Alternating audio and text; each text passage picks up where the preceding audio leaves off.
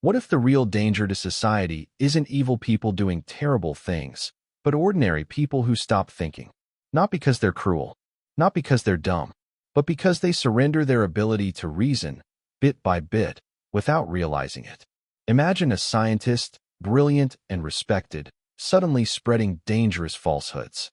A teacher, kind and patient, endorsing harmful ideas. A parent, loving and careful, making choices that put their children at risk.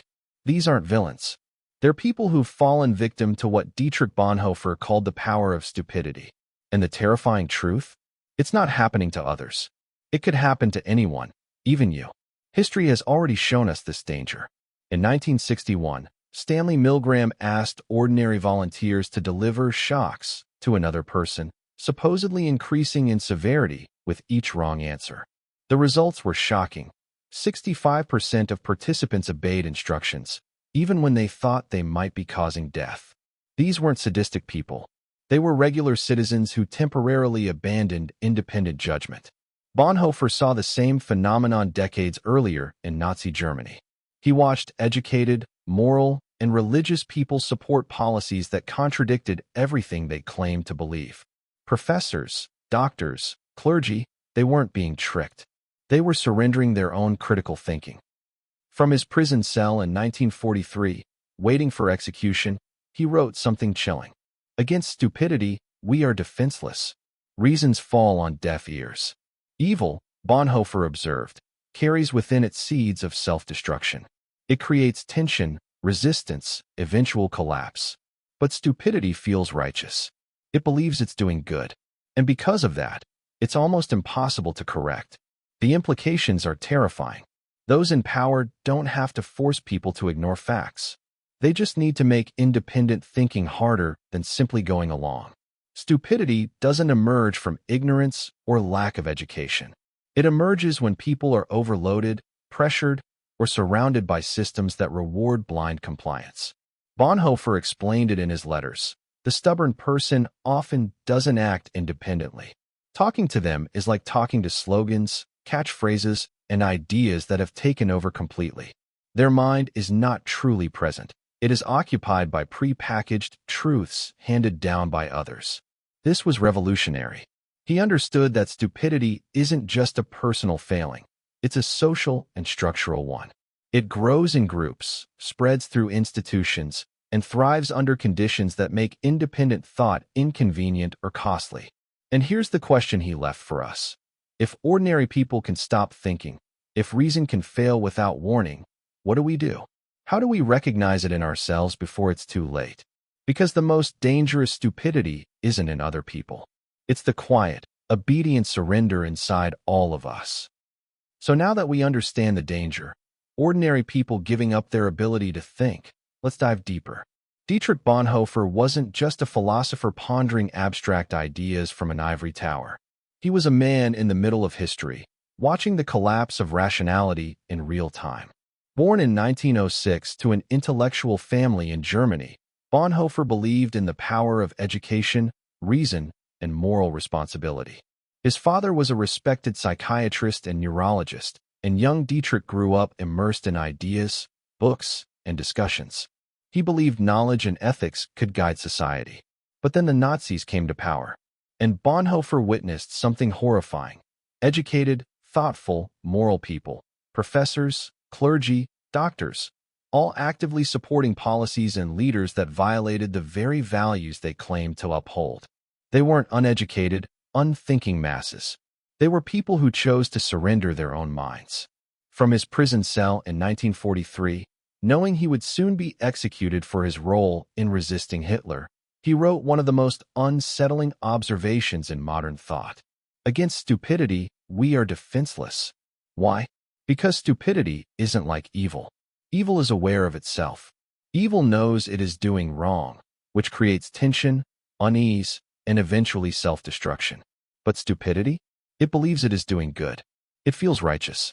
It is immune to criticism, immune to evidence, immune to reason.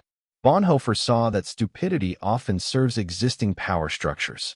People caught in it think they're helping society, following the rules, doing the right thing. They don't resist because, in their minds, there is nothing to resist. And that makes them incredibly effective, unintentionally, at supporting systems that exploit them. This is what Bonhoeffer meant when he wrote about this stubbornness of the stupid. It's not independence. It's the opposite. Conversations with them feel like talking to slogans or catchphrases. Their minds are occupied, not with ideas, but with prepackaged truths that dominate them. Here's the revolutionary part. Stupidity isn't only an individual problem. It's a systemic problem. Bonhoeffer noticed that societies, institutions, and even economic systems can create environments where thinking critically becomes inconvenient or costly.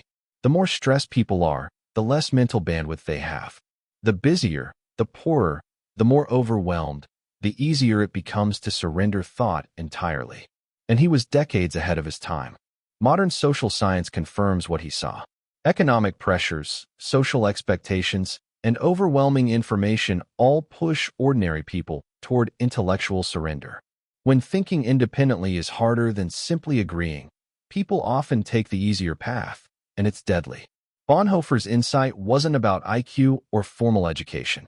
It was about something far more subtle, functional stupidity, the kind that grows quietly, spreads socially, and protects itself from challenge. It's not malicious. It's invisible, and it's incredibly hard to resist because it feels right. So here's the critical takeaway. The threat to civilization isn't only extremists or tyrants. It's all of us, slowly giving up our ability to think, to question, to challenge, simply because it feels easier to follow along. And as terrifying as that is, understanding it is the first step toward resisting it. By now, you understand that stupidity isn't just ignorance, and it's not the same as evil. But why does it spread so easily? Bonhoeffer saw that it's not only individual, it's structural.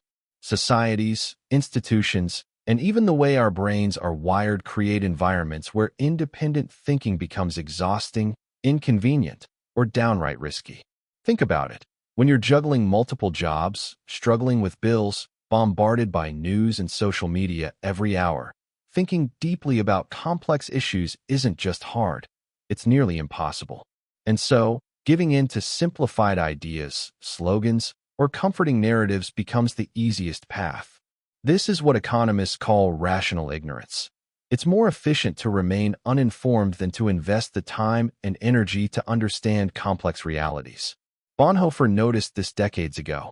He saw how entire communities of educated, moral people abandoned critical thinking when it was easier to conform. And modern psychology confirms it. In the 1950s, Leon Festinger demonstrated cognitive dissonance. Our brains actively resist information that contradicts our beliefs. And Solomon Asch showed that even perfectly rational individuals will go along with a group, giving wrong answers just to fit in. Alone, we can think clearly. But in groups, the pressure to conform is enormous. Now imagine how this plays out in our digital age. Social media doesn't just amplify content. It engineers your attention. Algorithms reward emotional reactions, outrage, and tribal loyalty. False information spreads faster than facts because it feels satisfying, confirms our beliefs, and keeps us engaged. MIT researchers found in 2018 that lies travel 6 times faster than truth online. Not because people are stupid, but because our brains and these systems are wired to respond to emotional shortcuts instead of careful reasoning. Sharing misinformation isn't a failure of intelligence. It's a failure of intellectual independence under pressure. This is exactly what Bonhoeffer warned about. People can be entirely rational, moral, and capable, and still abandon their ability to think critically when surrounded by the wrong structures. And it's not just history. Look around today. Outrage cycles, misinformation, cancel culture, echo chambers. They all operate on the same principles Bonhoeffer observed in Nazi Germany. Ordinary people surrender their minds because the systems around them make thinking too costly, too stressful, or socially dangerous. Even our brains are complicit. Evolution wired us for speed over accuracy, for familiarity over novelty, and for confirmation over contradiction. These instincts helped our ancestors survive in life-or-death situations. But today, they make us vulnerable to manipulation at a scale Bonhoeffer couldn't have imagined. The result? intelligent people believing falsehoods, educated people making catastrophic mistakes, well-meaning citizens supporting policies that contradict their own values. Not because they're stupid, but because they've surrendered their thinking to the pressures of group, system, and biology. And here's the kicker.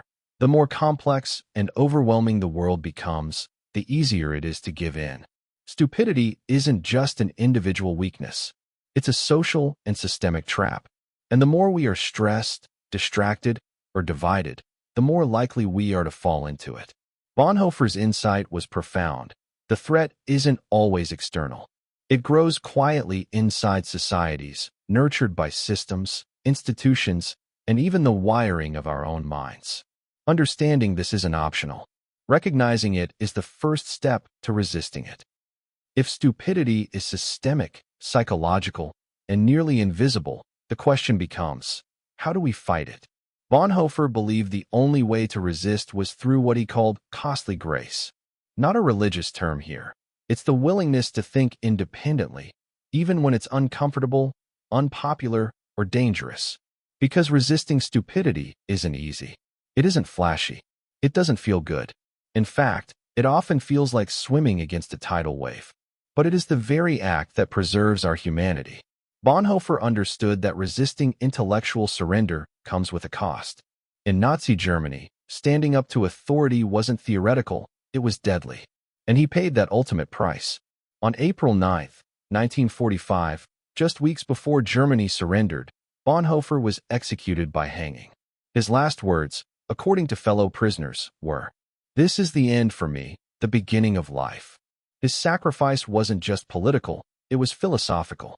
It was about defending the very possibility of independent thought, even under the most extreme pressure. And his lessons aren't confined to history. Today, we face a world designed to exploit the same vulnerabilities he observed: social media algorithms, echo chambers, overwhelming information, economic stress. The mechanisms have changed, but the human mind hasn't. So what can we do? How do we fight back? 1. Practice intellectual humility. Recognize that your knowledge is incomplete and could be wrong. Seek out information that challenges your beliefs, not to destroy your confidence, but to test it. 2. Embrace intellectual friction. Read arguments from people who disagree with you. Listen, analyze, and question, not to change your mind, but to strengthen it. 3. Slow down your reactions. Before sharing anything online, pause and verify. 60 seconds of thought can prevent participating in the very system that rewards emotional shortcuts. 4. Admit when you don't know. In a world that glorifies certainty, saying, "I don't know," is a radical act of independence. 5. Push for structural change. Support transparency in media algorithms. Promote education that teaches critical thinking. Advocate for economic and social conditions that give people the bandwidth to think carefully. Bonhoeffer's warning is clear. Thinking independently isn't optional. It's a daily practice. It's uncomfortable. It's costly. But it is the only way to remain fully human in a world that constantly nudges us toward surrender. The real challenge isn't intellectual ability. It's commitment. Will you choose curiosity over certainty? Will you choose truth over comfort? Will you keep thinking, even when it's inconvenient or painful? Because that choice, the small, daily choice, is the foundation of freedom. We've seen the danger. We've seen how ordinary people, intelligent, moral, well-meaning, can surrender their minds without even realizing it. We've seen the systems, the pressures, and the biological wiring that push us toward intellectual surrender. And we've seen the cost of resisting it, Bonhoeffer's life. But here's the truth. You don't need to be a hero in the traditional sense to fight back. You just need to choose to think. Every time you pause to question a belief. Every time you slow down before reacting online. Every time you admit, "I don't know," and then try to learn. You are standing fast against the tide of functional stupidity. Because the real enemy isn't other people. It's the quiet surrender inside each of us. The part of our brain that prefers comfort over curiosity, certainty over truth, ease over effort. And make no mistake, that surrender feels good. It feels like freedom. But it's a trap. Thinking is hard. It's uncomfortable. It challenges friendships, routines, and sometimes even your sense of self. But that discomfort is the price of independence. So here's the final challenge, inspired by Bonhoeffer. Find one belief you hold strongly, not a small preference, something you're certain about, and spend 30 minutes actively seeking the strongest arguments against it. Not to destroy yourself, not to paralyze your mind, but to practice intellectual courage. If your belief survives scrutiny, it will be stronger, more grounded, more resilient. If it doesn't, you'll have learned a lesson far more valuable than comfort. The difference between conviction and truth. The stakes are enormous. Every time we surrender to easy answers, we erode not just our own minds, but the very possibility of human wisdom. Every time we choose curiosity over certainty, evidence over emotion, careful thought over instant reaction, we are defending something far bigger than ourselves, the future of reason, of freedom, of civilization itself. Bonhoeffer's warning was never meant to scare us into paralysis. It was meant to light a path that asks one simple question. When the world pushes you to conform, to follow blindly, to give in, will you stand fast? Because that is what it truly means to resist. Not with violence, not with power, but with thought, with courage, with vigilance, with the relentless practice of choosing to think, even when it's uncomfortable, inconvenient, or costly. So here's your challenge this week. Take one belief. Test it. Question it. Fight for the habit of thinking independently, and then share what you learn. Encourage others to do the same. Because in a world designed to profit from our intellectual surrender, the simple act of thinking carefully becomes the most radical, most essential form of resistance we have. Stand fast. Question everything. Think deeply. And remember Bonhoeffer's truth. The moment we stop thinking, we stop being fully human.